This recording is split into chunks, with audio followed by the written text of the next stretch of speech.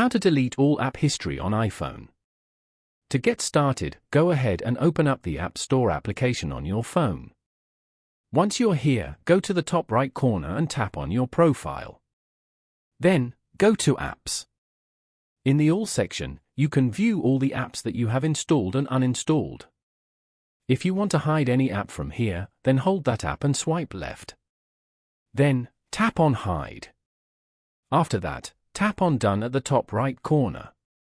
Here, tap on your profile at the top again. Then, go to Personalized Recommendations. Over here, tap on Clear App Usage Data. Tap on Clear App Usage Data again to confirm.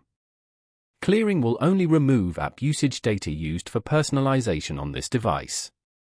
Following these steps, you can easily delete all app history on iPhone. Thank you for watching. Please leave a like if this tutorial helped you, or leave a comment below if you have any questions related to the video.